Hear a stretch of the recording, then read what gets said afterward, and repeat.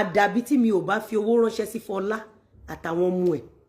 èyí wà lẹ́ni ò sí nǹkan ẹ̀yin èèyàn mi ẹ̀yin èèyàn sẹ́yìn nínú fídíò tí ẹ̀ ń wò yìí ọ̀rọ̀ pọ̀ gan ni nínú ìwé kọ́bọ̀ fídíò yìí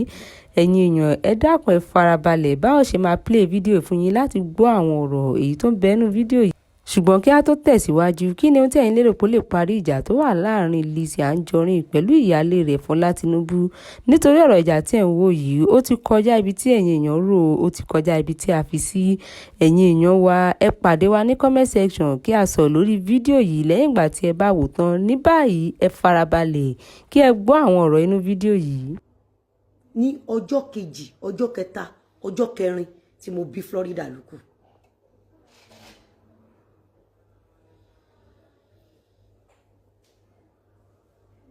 ọjọ́ kejì ọjọ́ kẹta ọjọ́ kẹrin tí mo bí Florida tí mo bá send owó sí Fọlá àtàwọn ọmọ ẹ̀ kò sí ìṣẹ̀dá kan tó gbèjà Fọlá Ṣadé Sàríù ọmọ kékeré lọmọ ọmọ Lálùdé kò sí ìṣẹ̀dá kan tó ràn lọ́wọ́ kò sí ìṣẹ̀dá kan tó gbèjà ẹ̀ kò sí ìṣẹ̀dá kan tó dúró tì nínú aburú tó ń ṣe yìí tí kò ní fojú sunkún ọmọ gbogbo wọn pátápátá lọmọ ọmọ aráre kú àdàbí ni mo gbé wá Fọlá Ṣadé Sàríù ọmọ kékeré lọmọ ọmọ Lálùdé túrà tí mo fi wà nínú oyún túrà tí mo fi bímọ kí n tó lóyún látijọ́ tí Mr. Lawal tó ti sọ̀rọ̀ elétí mi gbogbo ogún mi ìlàkàkà mi tí mo fi ran ìwọ àtàwọn ọmọ ẹ lọ́wọ́ á jẹ́ kó mọ sàárè àwọn ọmọ ẹ Fọlá Ṣadé Sàríù ọmọ kékeré lọmọ ọmọ Lálùdé àti wọ àti Adótòṣì Gistlover failed actress kò sí bínú yín ṣe lè dùn tó láyé kò sí bínú yín ṣe lè dùn tó láyé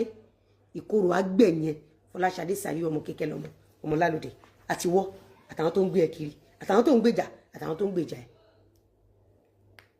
ṣẹ́rí wọ́n ní tí oògùn ẹni bá dáni lójú a máa fi gbá àyà ni a dẹ̀ máa fi sọ orí wọ́n ní ogun ló ń ṣini mú èpè ò kì í ṣìyàn jà it's quite unfortunate pé lórí social media yìí mo ṣoore aṣoore di bí failed actress ó wá sọ mí dáláìmọ̀ṣe lójú ẹ̀yin ẹ̀dá tẹ́ ẹ máa gbọ́mọ yín sìn àmọ́ níwájú Ọlọ́run àti ènìyàn Ọlọ́run rí àníyàn mi lọ́lọ́run ṣe ń ṣe kíni lọ́lọ́run ṣe ń bless mi ẹ gbọ́ mi Ọlọ́run rí àríyàn Ọlọ́run mo wà lórí live Ọlọ́run rí àníyàn mi ṣé rí gbogbo ibi tí mo dé lẹ́nu mo pòwe kan fún yín ní 2019 mo ní tí gbogbo ayé bá kórí jọ tó bá ń ṣàdúrà fún yàn ìwọ tó sọ pé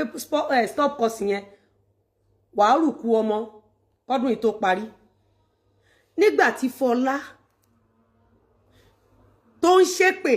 lọ́dọ̀ Sọjí àti Dorcas tọ́jọ́ ń ṣọdún èpè tó máa ṣẹlẹ̀ nínú ìgbésí ayé failed actress tọmọtọmọ ẹ sọ pé stop cursing nígbà yẹn Fọlá mo ṣoore fún ẹ mo ṣe dáadáa fún ẹ oore tí mo ṣe fún ẹ kò sí obìnrin tó lè ṣe ìwọ gan ò lè ṣe lọ́jọ́ tí mo bímọ bá ṣe ń ṣe preparation ìkómọ bẹ́ẹ̀ ni mo sọ fún ààrẹ ẹsà ẹjọ ṣe ń gbúrò lágbájá àtọmọ ẹ bàbá ẹ bá mi ṣe báyìí ránṣẹ́ àdàbí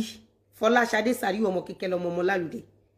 àdàbí tí Mr. Lawal ò bá ti sọ fún mi rí wípé nǹkan tí máa fi ránṣẹ́ sí ẹ ti pọ̀ jù àdàbí tí Mr. Lawal ò bá sọ wípé nǹkan tó ń ṣe yìí Ọlọ́run má jẹ́ kó backfire àdàbí ìjà ò jẹ́ pé ẹni pé dá padà lèmi wá ṣe Akeem Bẹ́fùrọ̀ ìjọ tó kọ́kọ́ jáde ó gbé ìwo síta ó gbá fọ̀ṣẹ́ tán fi ránṣẹ́ sí ẹ àfọ̀ṣẹ tí ò ṣiṣẹ́ mo ń wù ẹ́ dá padà lè mo wá ṣe fún yín èmi ò wá ṣépè fún yín dá padà tí àdàbí ni mo wá ṣe fún yín mo kò fẹ́ kí gbogbo ayé mọ̀ wípé ẹ̀yin ń wojú Ọlọ́run ń wọkàn ara tálíkà lolówó dẹ̀ ti máa là tá bá rí tálíkà tó bá fẹ̀mí ẹ̀ lẹ̀ fi ṣògùn owó fólówó so be it àdàbí ẹni pé gbogbo ọ̀rọ̀ tèmi ń sọ àdàbí ni ẹni tó sọ nísìn wípé kémi lọ máa create content nígbà tí mò ń create content máa fi polówó ọjà mi